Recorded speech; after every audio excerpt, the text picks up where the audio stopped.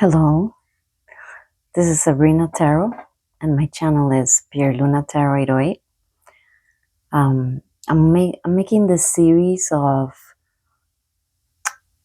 the origins of tarot cards, which, like if you Google it right now, or for a long time, it's been said that they spontaneously appeared during the 1400s in Italy, and it was just a game.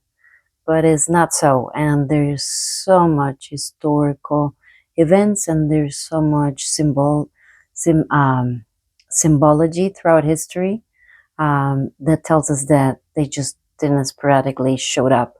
They are well-held secrets of the Templars, of the Freemasons, of the Rosicrucians, who have this knowledge since times immemorial, since the times of the temple, of the first temple. And before then, it didn't originate in the only in the Hebrew mysticism. They originated way before in Babylon. And why I say that? Because like right now we have a large culture of tarot readers. There's nothing new to us. Before it was more of a taboo, but it's no longer a taboo. New generations and even old generations were always interested in getting their cards read on divination. That is something as ancient as humans, as well as divination tools are as ancient as the times we have. We wanted to get signs from heaven since the times of the Babylonians, the times of the Sumerians, since humanity organized as a civilization, as a group, and even before as nomadic groups. There was also always this very close correlation, closeness with divination tools. And of course, there's a whole history about divination tools, which I'm not going to do right now. But it started from reading bones to a whole lot of things, to this very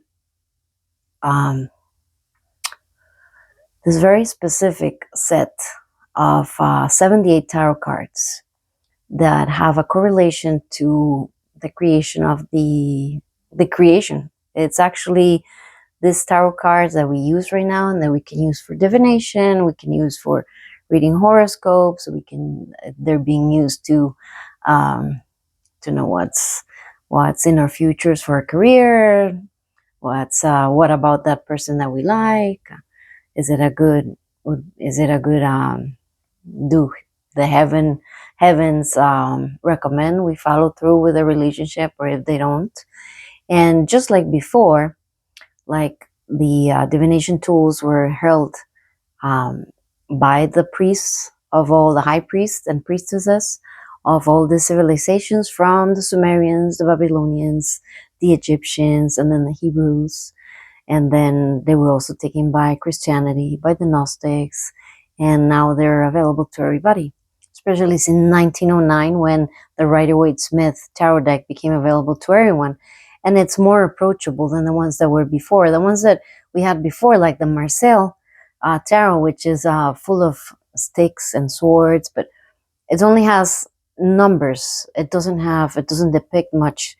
Only has drawings on the 22 first cards, which are the major arcana, and they didn't for the other 52, which represent the 52 weeks of the year. For those kind of tarot cards, you had to have deep knowledge of what they meant in order to use them, as divination tools. But when the Rider-Waite-Smith tarot deck was made available to the public, they brought the symbology of ancient times to be accessible to everyone, and they are accessible for those that have eyes and can see, and those that have ears and can hear. You would start seeing the secrets, if it's in your path, of course, to start seeing the secrets, and if you have the mind frame to understand symbology, to understand, and if you have knowledge as well of ancient religions and as well as syncretism. So basically, um, tarot cards, for those who haven't noticed, and maybe some of you who are watching me have noticed, there's symbology from all the different religions. There's Hebrew symbology, very, very strong. Like, for example, in the here, this is one of the first keys. Like, this is one of the high priestess, here, over here. I have to show it close to my face so you can see it because of the light. Let's see. Okay. No, it's not picking up well. Okay.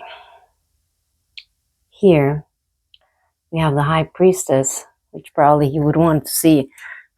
Either you see my face well or you see the card well, but it's not going to show both. So the high priestess, she's the key to understanding tarot cards and to understanding that it's not a random thing and it's not a game. It wasn't made just for a game.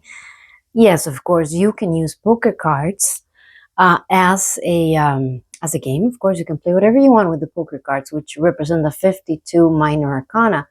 But you can also read people's faith with regular poker cards if you already know the meanings of the tarot cards. Usually, people have to start with Rider-Waite-Smith in order to be able to master reading cards like cartomancy from poker cards. They represent the exact same thing.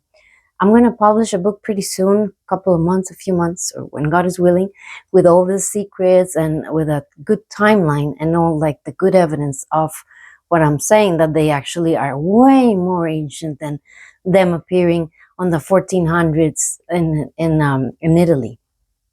That they didn't sporadically appear like that as a game. They are way, way much older than that. And the secret is here. One of the first keys of the secret is the high priestess. I'm also going to make this book like very like a notebook, like something that you would be able to use as a reference book. Simple, not something that you would have to read. It's going to be more like a summary of everything, so you can start connecting. So you can use them in different levels. You can read as deep as you want. You can start just with the meanings, and then you can master the meanings, or you can start deeper into the cosmology, into higher levels of understanding tarot cards. Tarot cards have so many different levels because they are a concentrated symbology of our cosmology, of how the planets and the position of the planets. So it's as astrological as it gets. The tarot cards are the divination tool that goes with astrology. And why is that? Well, I would say before I go and tell you that, those secrets, the first secret, because I was here with the high priestess, the first secret is that what we see here, like for those that are well versed in Bible, or if you like, you're into theology or theosophy, or you're into archaeology, or you're into sociology, and you love to understand religions, and you've done your homework with the Bible, be it the Hebrew Bible, or when they're the same, obviously, or but it depends on what which path you were born into, or what you decided to check first, or the Old Testament. What we're looking at here is the Temple of Solomon. This is the temple that was built, and with the pillars of Boaz and Jachim, which is severity and mercy, or strength and perseverance. And behind her, you cannot like see it very well because of the camera, but behind her, what she has behind, she is the high priestess. And this is also a reference that humanity started with a very egalitarian society, where the priests are the one that would convey the messages from God, from the gods, and later from God. They were all referring to the same thing. They were all referring to the heavens above. As above, so below. As within, so without. As the universe, so the soul. And as like that is like the tip of the iceberg. But what they all are talking about, from the Hebrews to the Babylonians to the Egyptians to the Sumerians to Gnostics which came later. They were like the last ones, to the Rosicrucians and to the Freemasons, because the Freemasons are the one that kept all this information, because of course it was very heretic, and anything that was taking any kind of power from the official religion of the time was seen as an enemy of that could make people, or the flock of people, doubt that there's only one source of enlightenment and on one source only, right? And we know, of course, the religions, the way to keep yourself in power is to say God is only with us, or the gods are with us and they're not with the other group. So whatever the other group does is bad, what we do is right, because God is with us. But here, the tarot cards, they come with all the symbology of all these different religions. And when you start seeing all the details and you start seeing all the symbology, you're like, why are there so many religious symbolism in all the cards? What's the purpose of that? And the purpose is that they're all talking about the same thing. They're talking about cosmology. They're talking about how the heavens above affect what happens on earth, affects, and they started to learn this, humans. Okay, on regards to, like, making here, like, parentheses about people that say, like, this, people that follow this line of the Anunnaki, and what's his name, Abraham something, or and what's it all, the Chariot of Fire, which was a book written a long time ago, and they were referring to the Gilgamesh myth, which says that the gods came from heaven and they gave all this information to humans, and from there they say, oh, it was the aliens. It had to be the aliens because humans were so stupid. There's no way we could have invented the wheel. There's no way we could have come up with astrology. There's no way we could have come with mathematics ourselves because we're too dumb. I don't agree with that. And by that, I don't mean that I don't believe in and of course, in aliens. They scare the shit out of me, but because we don't have any protocol to deal with the aliens. We have protocols for other stuff, like for demons and things and natural phenomena, but we don't have for aliens. There's no protocol, so that scares the shit out of me. That was like a parenthesis aside, but I don't think we should rule out that humans, by the observation of the heavens, I mean, we're talking about civilizations that had the chance to specialize highly, and they were writing down from the Sumerians. They were writing down all the secrets, all the things that they saw in the heavens, all the position of the planets. And why did they did that? Just because they wanted to talk to God? No, because they realized that by following these cycles on the cosmos, on the heavens, they were able to have better crops. They would know when there would be drought. They would know when there would be floods. They would know when there would be a lot of heat. They would know when there would be a lot of cold, because they already had for centuries all these clay tablets from the Sumerians writing down every single detail as to what happens in the heavens and how it's being represented on Earth. And from there, they started building a cumulus of astrological and astronomical information that they would use for their crops, which was the first. That's why the Nile appears in the tarot cards, because the Nile was flooded by this Venus cycle. So Venus is here too. So by knowing, there was a big encouragement and a big interest in understanding the cycles up above, because that would represent a whole civilization dying of famine or not, having surplus or not having surplus. If you were able to dominate the cycles up above, you were able to have good crops, and you were able to have stability. And that would mean for the people, and the people that you were guiding, from the priests that were helping you, and the leaders, the kings that were appointed by the heaven because they had the knowledge of the heaven, that would give them, they will legitimize that they didn't know that they indeed were able to communicate with the heavens exclusively, not the people below, but the ones that were in power, that they had this knowledge. And this is as civilization progressed. At the beginning, most of them had this information accessible to them and was shared to them when we lived in communities and tribes, and people would sit down and share the myths from the heavens above and how the gods would represent themselves here on earth, from the phenomena, from the eclipses, from the cycles of the moon, to Mars cycles, to Neptune cycles. But Neptune was a bit later. From Pluto. Pluto also was later, but the seventh, the first planets in the lights: the sun, the moon, uh, Mercury, Venus, Mars, um, Neptune, and Jupiter. So all of them were, all those 7 planets were in the cosmology of humans since the very beginning. And they're all here. They're all here on the tarot cards. And we're back to the High Priestess again. Um, she is representing the Solomon's Temple. And by the time we have Solomon's Temple, this is the time when all this information is gathered and specifically concentrated as a ritual, as a religion, as a means to say we have the knowledge of heaven.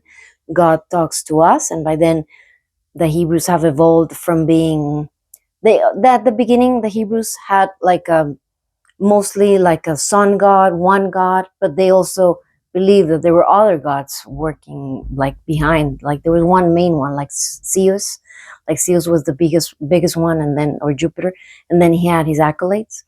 And then of course things changed, and the Hebrews wanted to be differentiated from the other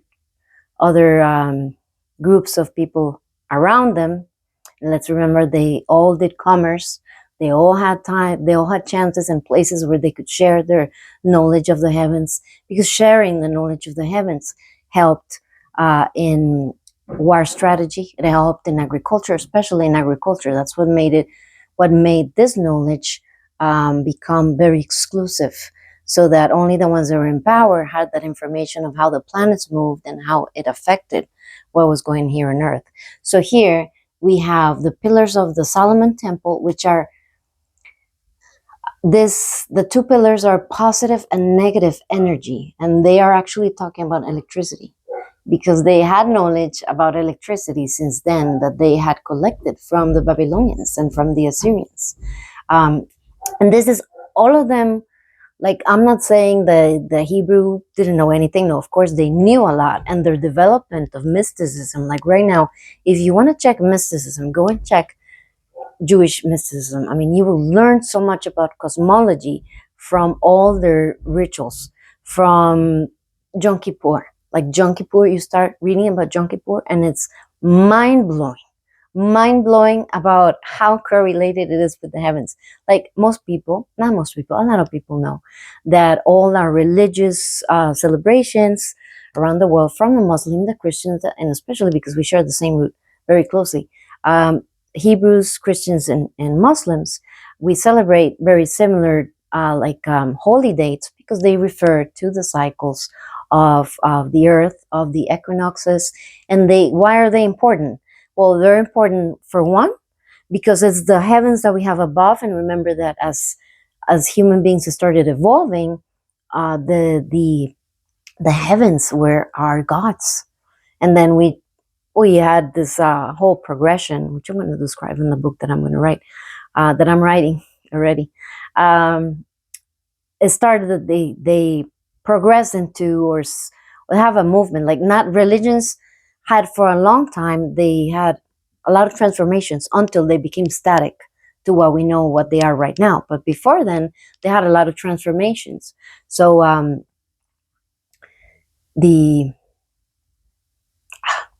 it's so much information that there was a process when they were building their spirituality, and what God is trying to say, and how did God create this earth, and how did He create the heavens, was understood through scientific observation of the spheres up above, the spheres. And those spheres are the same ones that are in the on the they're the sephiroths of the tree of life of Kabbalah.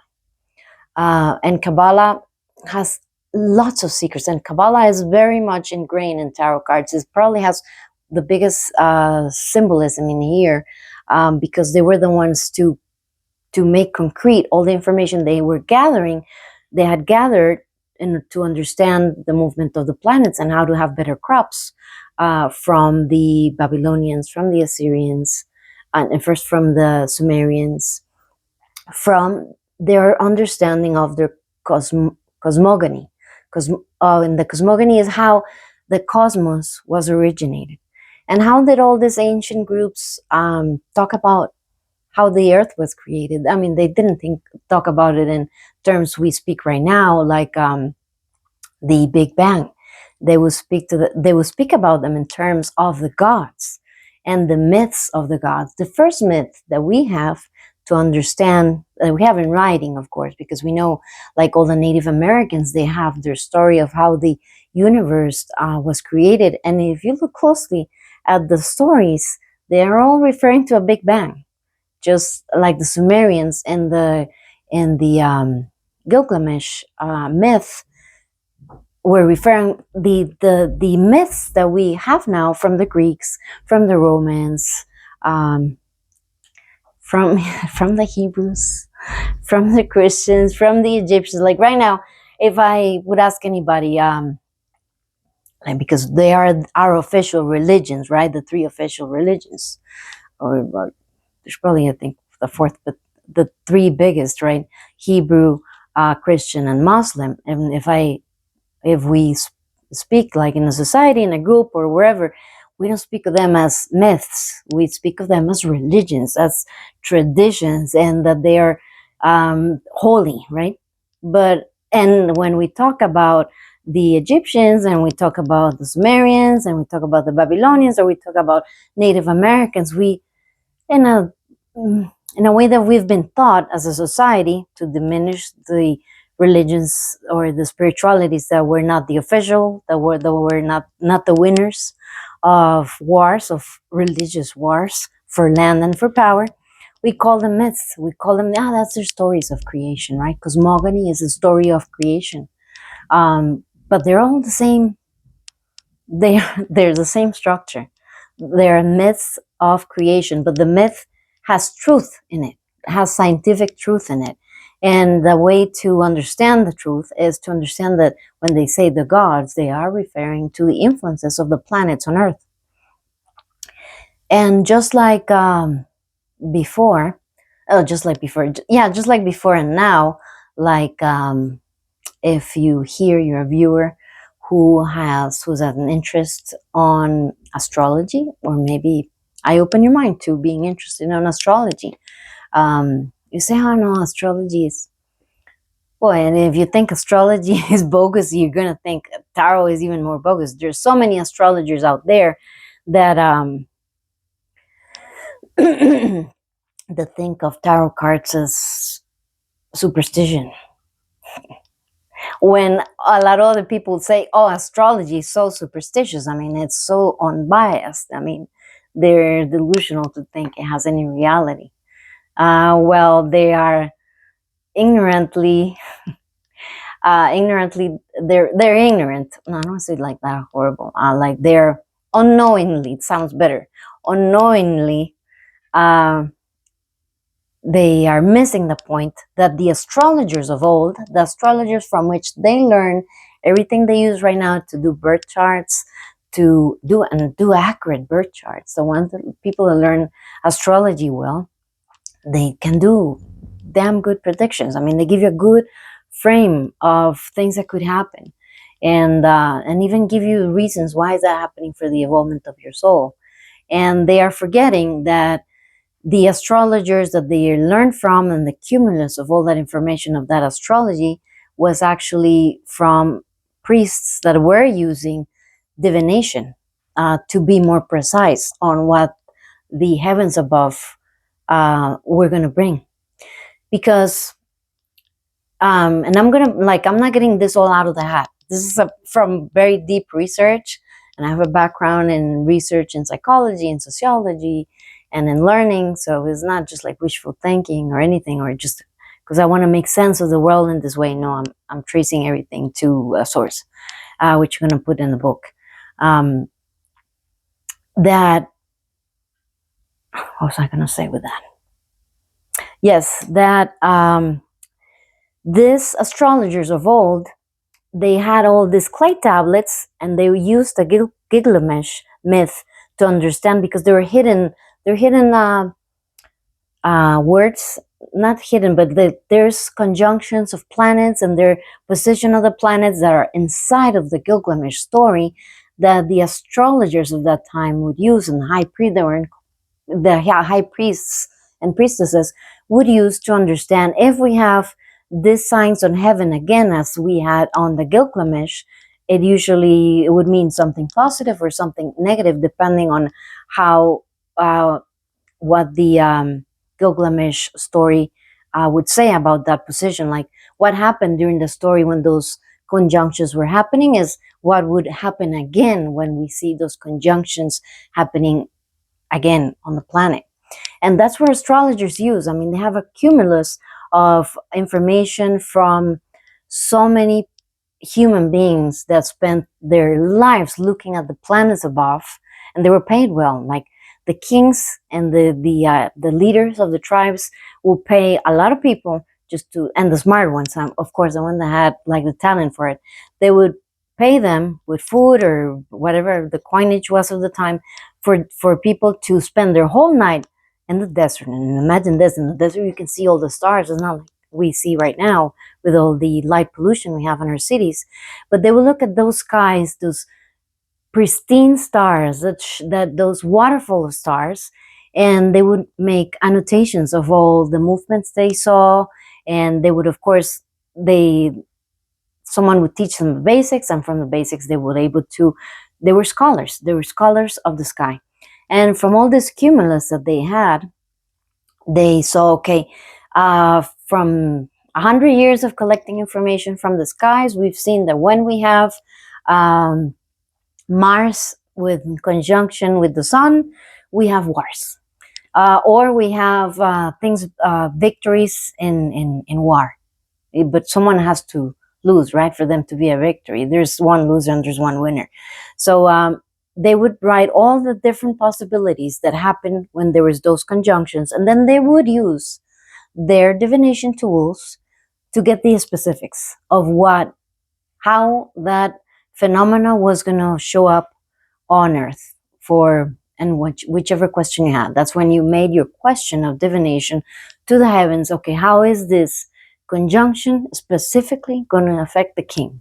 How is this conjunction specifically going to affect this person that is asking me to read their future?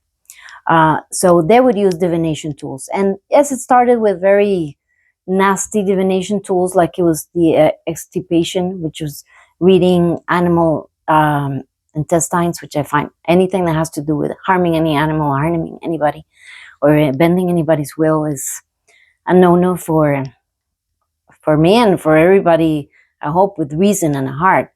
And also a piece, an important clause here is that all these people that were the high priestess and the high priests and all the different spiritualities, all the different religions that are talking about understanding the heavens and being able to be an interpreter of the signs of the heaven, they all coincided in one thing. And this is what makes the difference between a good reader and an off reader, tarot reader, and I don't know about an astrologer, but I can say about a tarot reader, is that you have to be pure of heart. You have to be aligned with the truth. You have to be compassionate. You have to connect your brain and your heart. Like someone said sometime out there, like 2,000 years ago, he was also a mystic. I'll do more videos about that. There's so much things and secrets to say about it. But you have to have a good heart and a good mind. Very much similar to the myths that we have in Egypt, with math weighting our heart when we died and putting it on a scale against a feather and asking us, and math she would ask. She was a goddess. She was the moon goddess, and she was also correlated to the cow because of the the moon when it goes like this, right, like a horn. So that's why right now in our culture we see the horns as related to Satan, to things that are bad. If we see horns in any kind of religion, like we do like this to say, to talk about the devil, right? So the Egyptian, everything that was not of the official religion was deemed as wrong, deemed as with Beelzebub or Beelzebub or with the devil, you were with demons and negative things only. Uh, if anybody was doing divination, they had to be sanctified by the official religion in order to be recognized as being talking in by being a mouthpiece of the gods or the god, because they were sanctified by the official religion. Just like someone else was told that if he was doing it was miracles, it was because he was given power by the devil, because he was not from, he was straying away from the official dogma, right?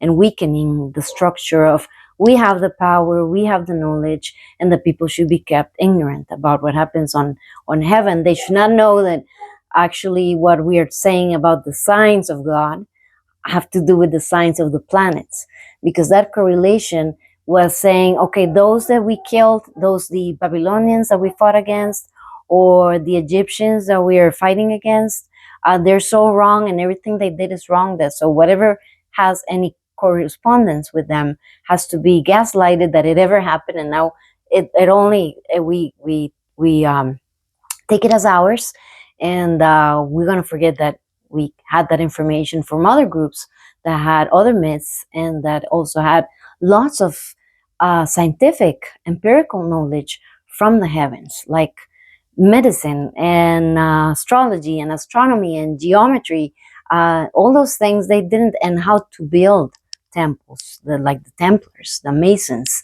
I mean, it wasn't like it all started one day, and from one day we knew how to build big pyramids or big structures, and that they wouldn't collapse, and they're still there. I mean, we didn't learn in one day. We learned from the cumulus of learning that all these different groups had, starting with the Sumerians, and then the Babylonians took their knowledge of the Sumerians and they expanded on it. Then the Assyrians grabbed that information and they even expanded more on it. The Hebrews grabbed that information from the Babylonians as well as the Egyptians. Remember that they had contact, all of them. I mean, they did trade. And even if you go in the Old Testament, you will find all these correlations where even the Hebrews, when they were in famine, once when it was with Abraham, they went to the Pharaoh, who was the ruling Pharaoh at that time, and the Pharaoh was at that time very kind, and they helped them out, and then they went back to living next to the Canaan areas, and then they had another famine, and this time they remember what Abraham had done. So they go back to the Egyptians for help, because they didn't have this agricultural knowledge. They didn't have this knowledge of the heavens, because they were a group that wanted to keep separate from the others. They wanted less contamination from the others to keep themselves like a clan. Like it's something that happens with clans and tribes, that they want to keep like their purity. They want to have like the least amount of interaction with other groups, or like contamination of ideas. But that's impossible. That's impossible in the desert. That's impossible in a small area who shared the same river, who drank from the same water, and who needed all that knowledge and all that scientific knowledge, which they called the sacred knowledge of God, when God talked to them. And it was when the gods talked to them. It was when the heavens talked to us. And they didn't have that knowledge, because if they had that knowledge back then, they wouldn't have gone through famine. They would have had good crops, like the Babylonians had their security with the crops, and that's why they grew so strong, because they had perfected. They were totally that dominated the cycles of the earth, and they had all these techniques that they would use, not only from the position of the planets, but also from the wheel that the Sumerians had invented, and then using the oxes in order to plow the land and to have more crops and a surplus of crops, where they became strong, where they could specialize their societies. So okay, so back to the group that goes, because they're going through famine, they go through Egypt, remembering that Abraham had gone through Egypt. And actually Abraham became God, like the first time he became friends with the Pharaoh back then, and the Pharaoh gave him some information. I think the rod of Aaron possibly came from that time, from that when Abraham became friends with the Egyptian Pharaoh. And if you feel like commenting that you don't agree with this because it doesn't go with what you were told in church, please do some historical research before commenting. Because this is not not Bible class, and this is, we're talking about here historical, and I understand how it can trigger people, but if it triggers you, then do some research. And that, by that, I don't mean that it takes any power and any importance from each of our official religions. It doesn't take, this is like the understanding of the heavens, but that doesn't have anything to do with the wisdom that each of these religions have for us humans, for our souls, when we're going through hard times. Like I can tell you right now, and I'm here, I'm wearing a rosary because I try to pray it every day. And I can tell you, I'm a tarot reader for almost 18 years. And I can tell you that, yes, when I have trouble, I consult my cards. But when things get tough, the cards they can give me guidance. And they have given me a lot of guidance, yes. But the only, like, nothing compares to the support from my connection with God, my personal connection, be it in my praying time, my direct connection, and the tears that I've shed when praying, because I was in dire straight situations and I needed that. And only those that have gone through those kind of experiences know that only God is God. Whatever your concept of God is, if you're here and you're open-minded Christian, or you're here in an open-minded Hebrew, Jewish religion, or you're here and you're open-minded Muslim, or you're agnostic, or whatever you are. I'm not messing with at all, and that's not my intention.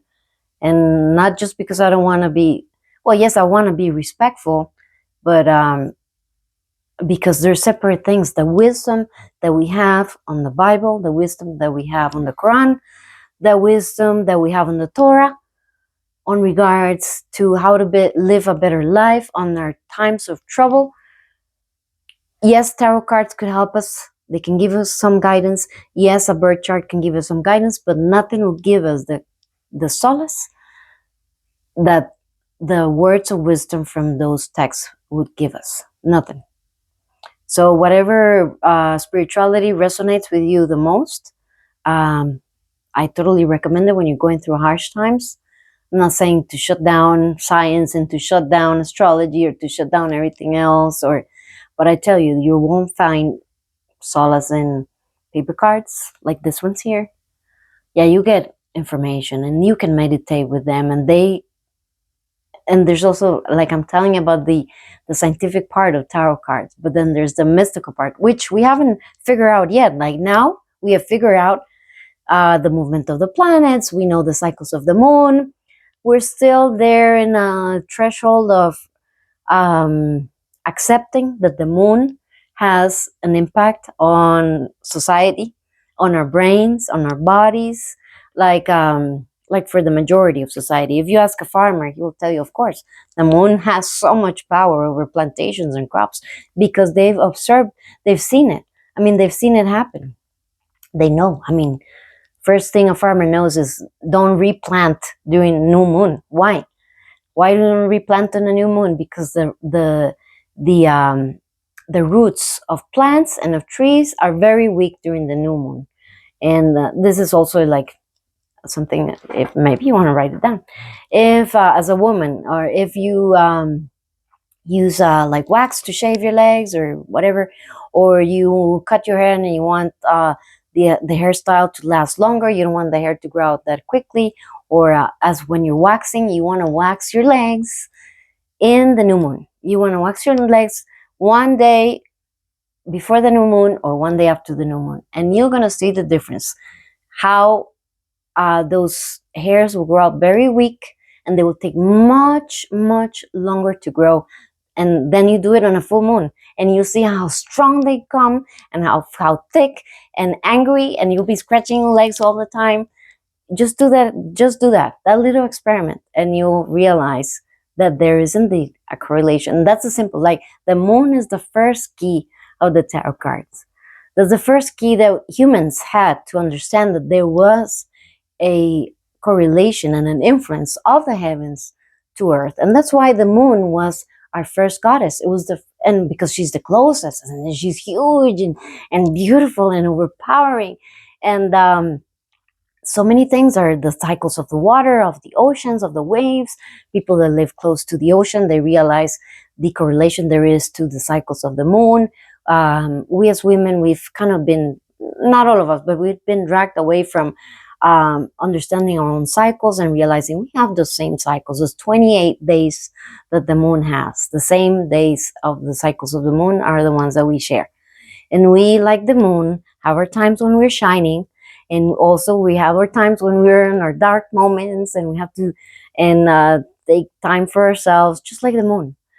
So actually, the first gods were the moon, were the moon goddess, and but then we became which I'm going to write about as well, and doing a video how we moved from the goddess and god religions, where both were respected in the same manner and they were equal, to a moment in our civilization where the moon is totally phased out, and she's correlated with the devil, with the evil and the demons and the witches and bad things, and only the sun matters. Only the sun matters, and the moon goddess has never existed. And whoever cares to know what's going on with the moon, she's a witch or a wizard or a warlock, and should not be trusted. But those have to do with how our religions has evolved, unfortunately, and they represent why women are seen as the weak sex, and why there's so much chauvinism in the world, and why it has been so hard for women to be seen as equal, or as an egalitarian society. Like today, it's 2025, and women still earn less than men for the same jobs, even if they're equally qualified. And we haven't progressed much since then.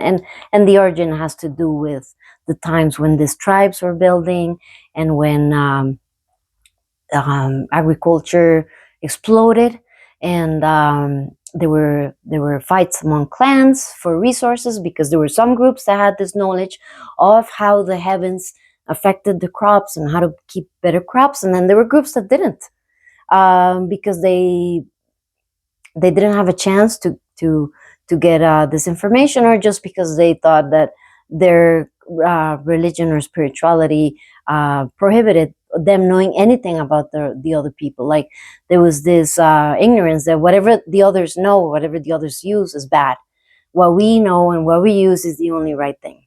So there's many groups that didn't have all this knowledge, and there was a lot of fights for food, and there were a lot of clan fights and tribal fights, and that's when men took a higher role in the societies. Women became part of the production, because they were the ones that produced the kings. We produced the slaves. We produced the farmers. We produce assets for society.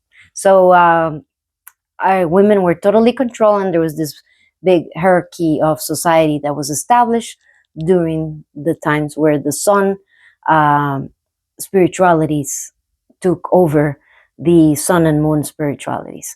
So okay, back to here, to the high priestess. She has a moon under her feet. She's got the Temple of Solomon, which is on the Old Testament. And this is not an invention. Like Solomon didn't just, although it says that Solomon got this information from the angels or from some special force, or also there's a part where it says he got this from Queen Sheba from Ethiopia. Um, but this knowledge was available already for the Babylonians, who had come across this information of electricity, of the polarity of electricity. And we say, what electricity during what, 2500 before Christ? Electricity? Are you crazy, Sabrina Tara? What are you talking about? Electricity. Why not electricity? Let's think about it. They lived in the desert, so much static with the sand. They were able to see the thunder. Thunder was a god for humanity, since it was one of the first gods, represented by Zeus. Zeus is Jupiter, and it's also like the signs from the heaven, which were taking as the signs of God. What did God wanted? And there was some thunder. Yeah, okay, God is saying this is what we should do, this is what we shouldn't do. And especially when societies went to the Bronze Age, and not much to the Iron Age, because in the Iron Age they were very busy fighting each other for resources and protecting the resources, and because men were bigger, stronger, and hit harder, that's when they took hierarchy, and they said, no, we're stronger and we're protecting everything. Women, you are an asset. You become, we tell you what to do, and you become our slaves, and you shut up and you like it, because we're protecting you from dying. So basically, all that knowledge, like the knowledge of the herbs, was not from men. I mean, the knowledge of the herbs was from women, who were the gatherers before society went to the process of getting us sedentary and becoming and developing agriculture in big scale. Women were the ones that had the knowledge about healing. They had the knowledge about the cycles, and it was about sharing in community. Not like nobody was more important than the other. Everybody was equally important and equally respected, because there was this spirituality that was very based on nature and the balance, and in the perfect balance of nature, that nothing is above anything. It's just a correlation, and it's a symbiotic uh, help of everything. But when we move to that time, we get into the time of everything that is not from the ones that are ruling, everything that is not from the official religion becomes evil and must be eradicated, because that's idolatry.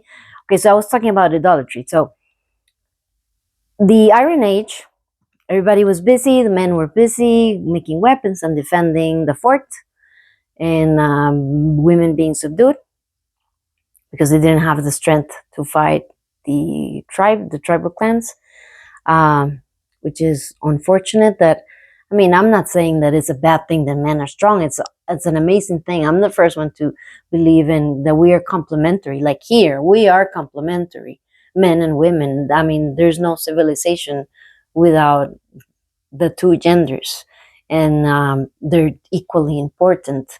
It's just a shame that that strength was used to subdue one group, like they did by subduing the other groups. I mean, it's a reflection of what was going on. So okay, so we have the polarity.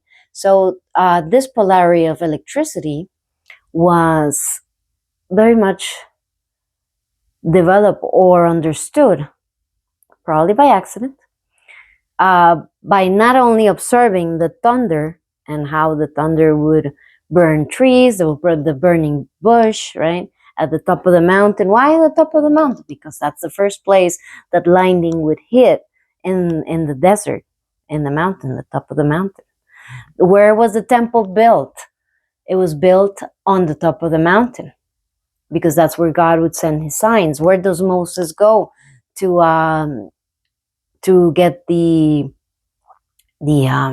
10 Commandments, which are actually from the Egyptians? That's okay. I'm already on 1 hour. That's already part of the book. But that knowledge was the Ten Commandments comes from the Egyptians, and the Egyptians is not the origin. It was from the Babylonians, and the seed of it was with the Sumerians. So this polarity is the polarity. This is very important. The polarity of the Bronze Age, because once humanity or civilizations hit the Bronze Age, they're able to build idols, the statues for Isis, and before Isis, it was Ishtar, um, and before Ishtar is from the Babylonians, and before from the Sumerians is Inanna. So Inanna turns into Ishtar, and then it becomes Isis. And there's all the pantheon of the gods. There were different gods, of course, for all these different spiritualities. But like thinking of the ones that we know that are closest to us, and during the Bronze Age, because the Bronze Age was closer to the end of the Babylonians and the Egyptians, they would build the statues for Mat. Mat is the cow, and with the horns, right? Because she was very, I mean, the symbol of the ox was very important because it was the symbol that developed agriculture. So they would build these very, very tall statues, and they would put them at the entrance of the temples or at the top of the temples or on the top of the mountains, because that's where God would manifest, God lightning. And guess what happened when you put a bronze statue in the desert and there's a storm? Where is it going to hit? Is it going to hit the brick? No, it's going to hit the bronze. So they saw sparks, they saw electricity on the statues. So that's when all these people, because remember all this knowledge that they had about the stars, the movement of the stars, the priest and the high priestess. The high priestess were important at the beginning, but as religion started to eradicate everything that from the past and from the moon goddesses, women were relegated and they were kicked out of the temple, and then they were deemed as unclean because of our cycles and because we menstruate. And before, a menstruating woman would be treated with respect, and they would even, like, there's so many traditions from Native Americans. Women, when they're in their period, they, from the beginning of um, cosmogony and everything, and from the beginning of these tribes, they would ask the women who were menstruating to walk over the fields to fertilize the land. And then there was this switch when we kill the moon, right? We want to, society and the ones in power want to totally forget about their connection to the ancient gods and to the other groups that were before them. And that's what I wanted to erase, that there was a connection with the other groups. So women become unclean and they're kicked out of the temple. But it started with the high priestess. There were high priestesses on the Egyptian temples, and then it was all males. But only the priestess, and priest had the knowledge of the stars.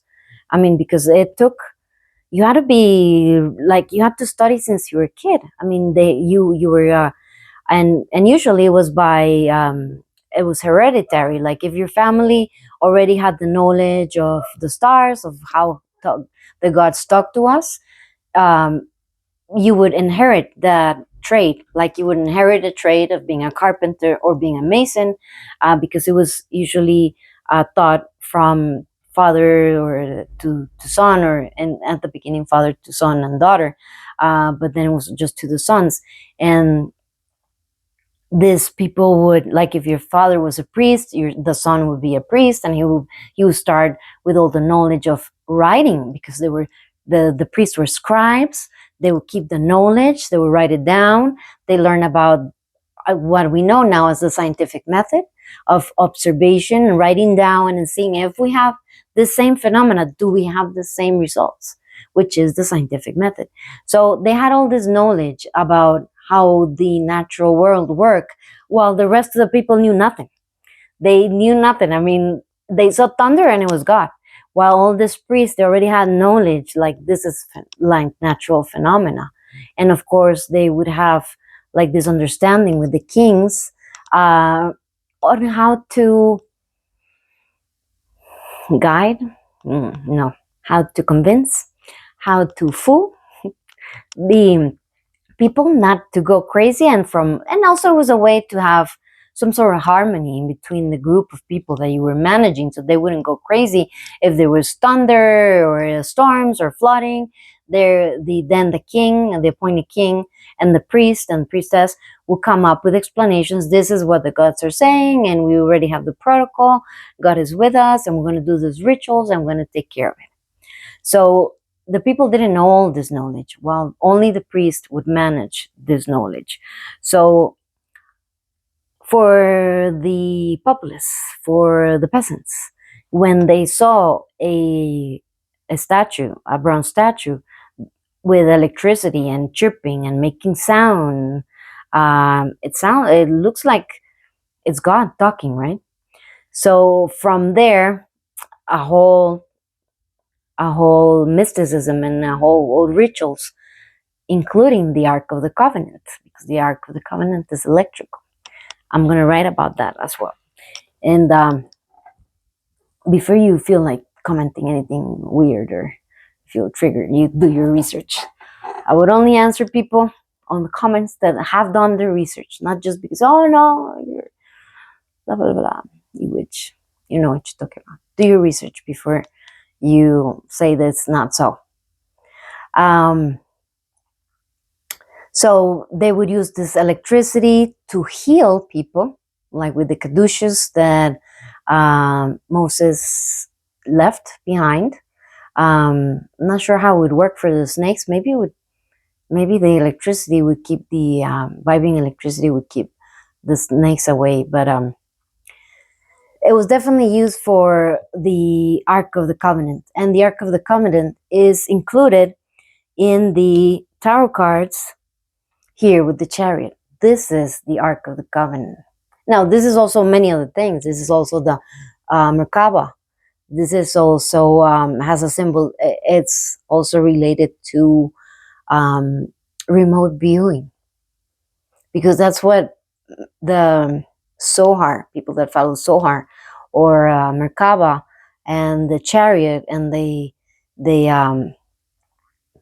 get on the chariot, they're doing remote viewing. But that's aside from the Ark of the Covenant, which was used as a way to legitimize that God was with a group and not with the others, and to legitimize that this group could kill other groups because God was with them.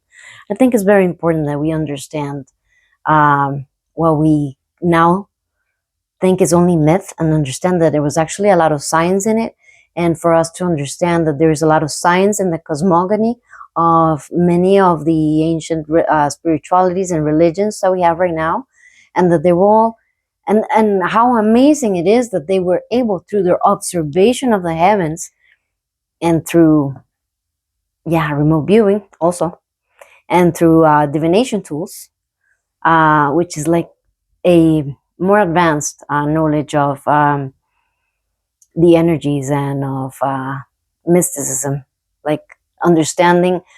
I guess it's easier to understand that the moon has an influence on the earth and on our emotions and what goes on the planet, and not in telling us exactly what's going to happen, but it gives us a frame of what the kind of reactions that it can produce on the earth and produce on societies.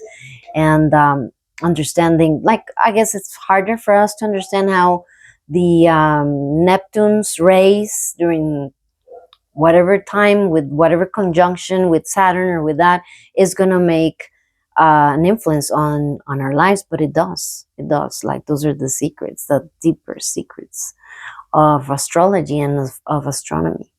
Now, so the cards, the first 22 cards represent the 22 letters of the Hebrew alphabet. And if you've studied Hebrew mysticism, and I encourage you you study all the mysticism, study all the religions, and to find the similarities that are included in the tarot cards. And that's why there's so many religions and so many myths of creation of the heavens, and how the heavens work, and how how it affects our lives, and physically and psychologically and emotionally and politically and economically, and our birth charts as well,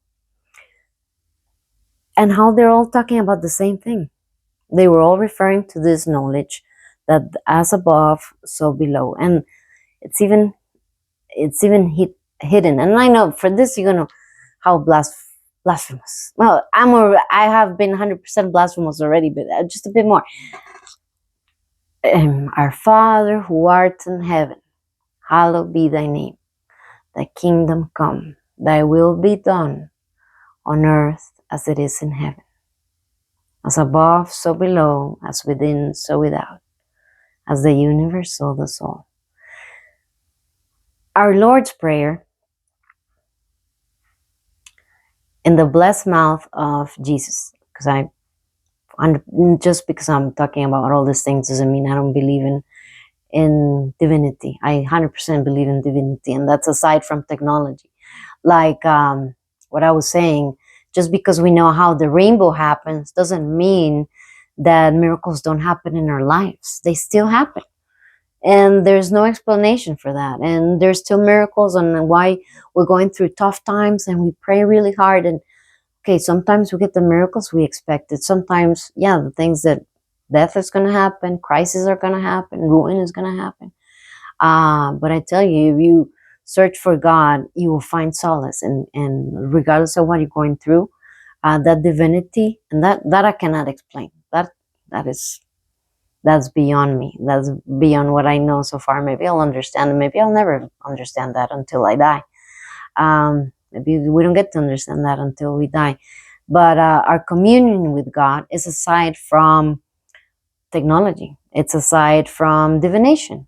It's aside, like, it's so ancient as human beings to want to know what's in our futures, because we feel lost, because we feel hopeless, and we want guidance from the heavens above. We want some guidance, some tips, some clues for some navigation, and that's where tarot cards come in.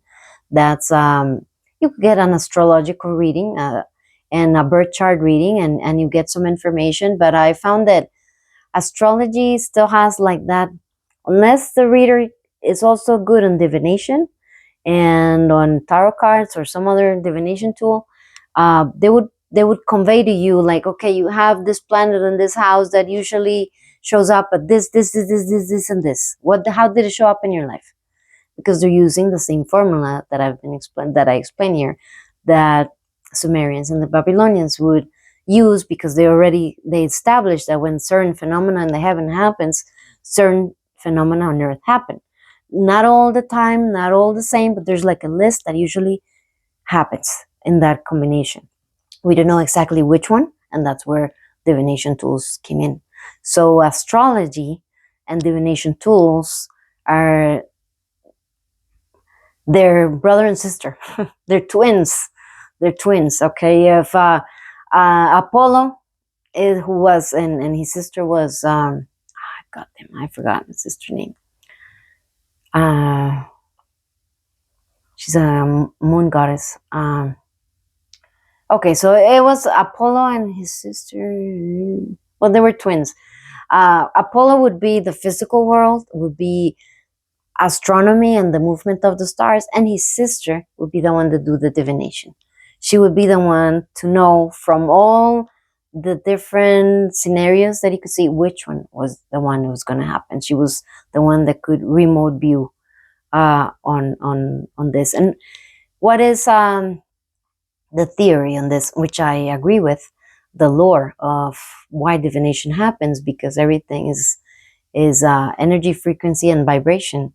And the things that we do, and the things that we're thinking, because our brain, we are made of stardust. We're made of the same elements that are made of, that the universe is made out of: carbon, hydrogen, oxygen. And at being organic matter, we also have nitrogen. Anything that's organic has nitrogen, chun.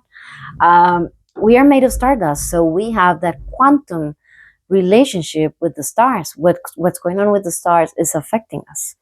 And the lore also is that at the time that we are born, we get that influence from the cosmic rays that were available or that were happening during that time when we were born, and they get somehow implanted on a DNA, and they start um, creating a dynamic on our electrical field and on the people that are around us, and from there we are our soul is learning and evolving. There's even more about that of why the zodiac signs, and there's so many spiritualities that talk that the zodiac signs are not just fables. They are they're the blueprint of the cosmos. They're the blueprint of the creator. They're the blueprint of how the manifestation of the light, the manifestation of creation, and us as incomplete beings.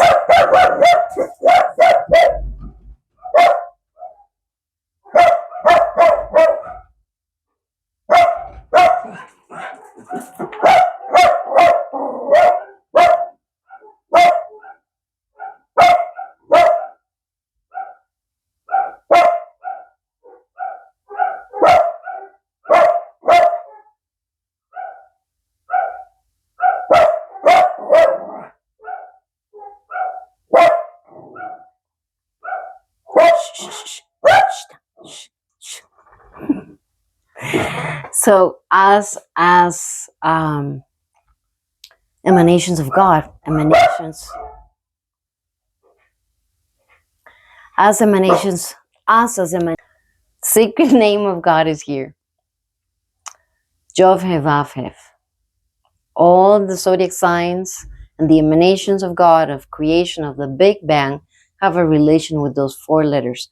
Those 4 letters are correlated to the 4 elements: earth, air, fire, and water, and spirit.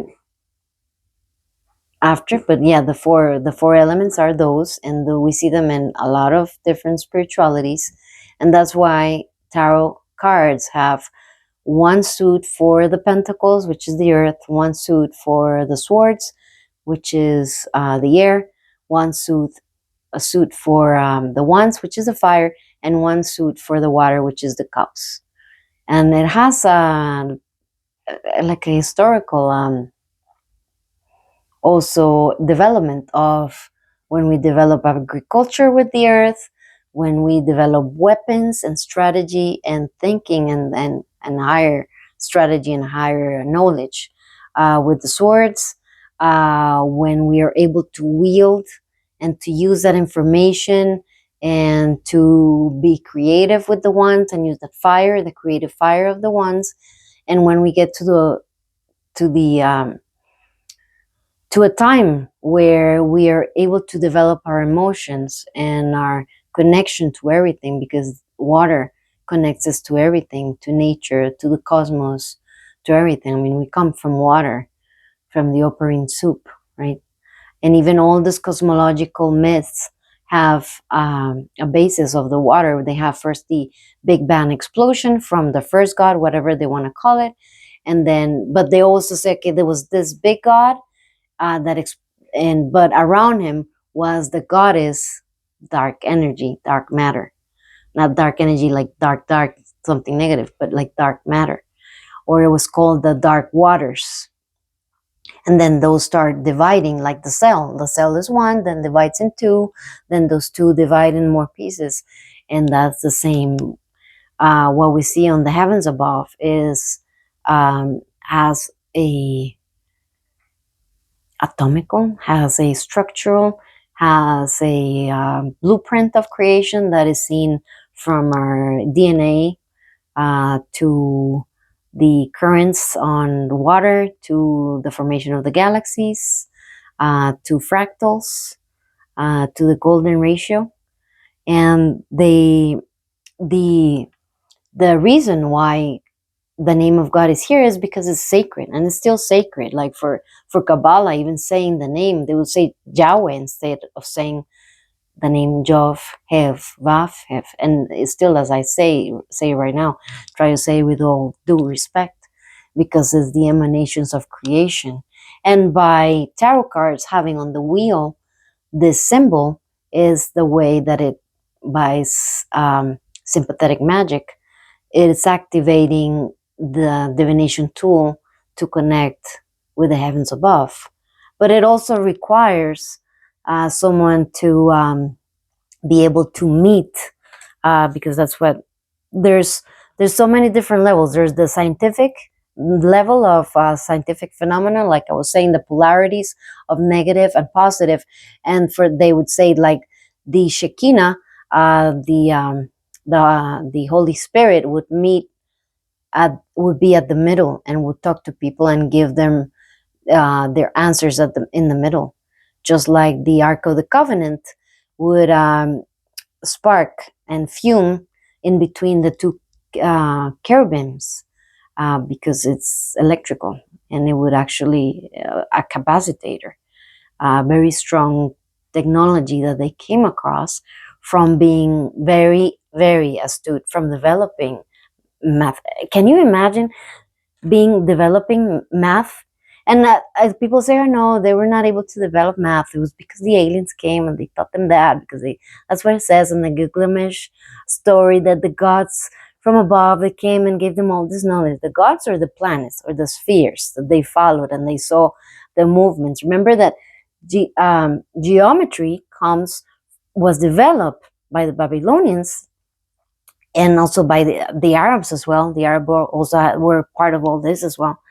This like cumulus and observation, and they would share their what they had gathered, especially on the trade routes.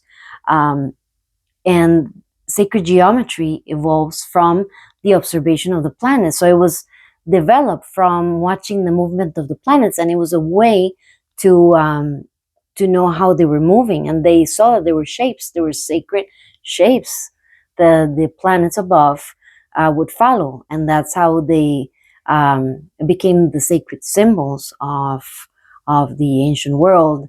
And that's why in the Muslim world you see so much sacred geometry in the temples. And if you read what's the purpose of the sacred geometry, was to keep the demons or the negative energies away, because God is made out of perfect shapes. And it's true.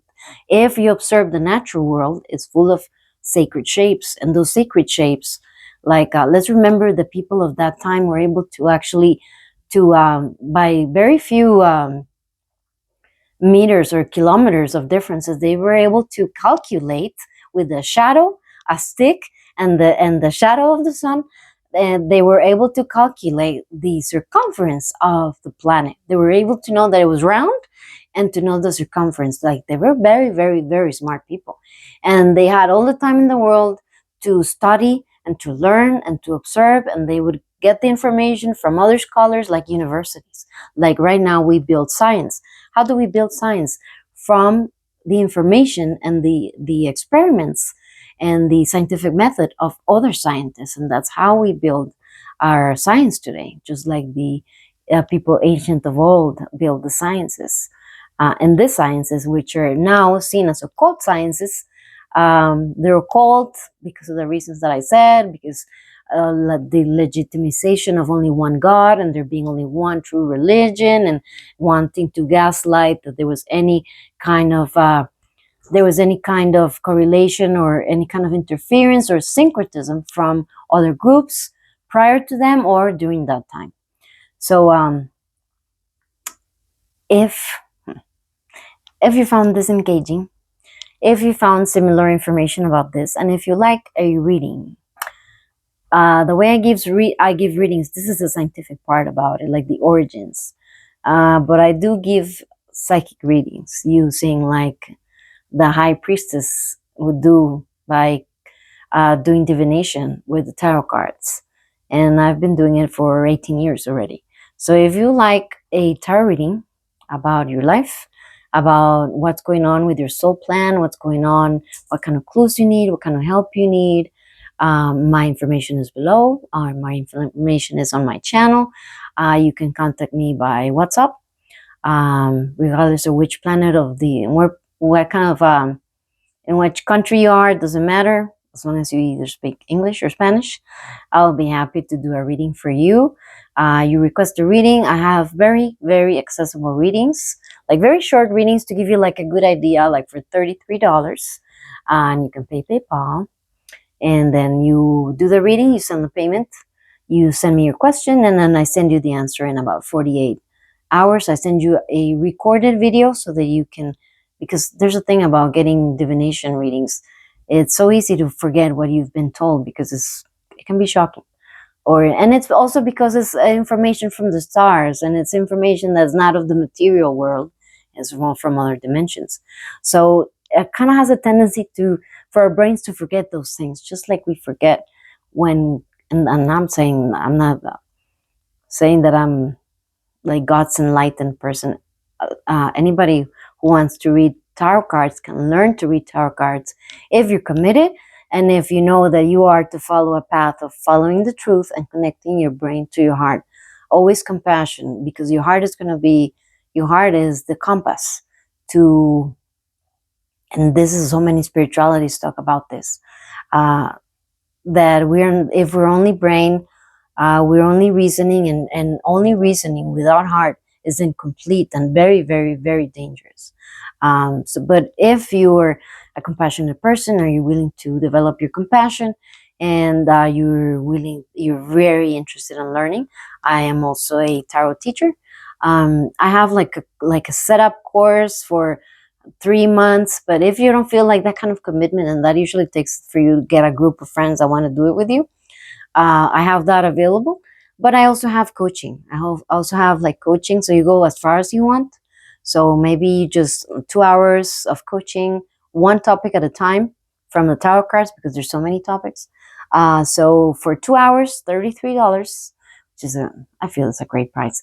I give you a coaching, and that's live, like live and recorded, right? But that's with you like a teacher, right? Like a coach. You have questions, be it that you're a beginner, and then you can start learning as much as you want in a progression of topics, and you can learn to the point that you want to learn. So that's more like a flexible offer that I have. And subscribe, join the channel. I'm not into creating a lot of content all of the time, just when I feel enlightened. So I won't be like spamming your account or anything. I don't send anything. You receive the notification, and then you can get information like this. I'll keep doing recordings this way of the tarot secrets and the history of tarot, because I was never satisfied with that they just came up from Italy in the 1400s. All of a sudden, sporadically, they were full of all of this symbolism, and they somehow stuck all the way to right now, and they're as strong as they are right now. There's so much that can be said about tarot cards, and it's one of my favorite, to the Gnostics and to the Babylonians.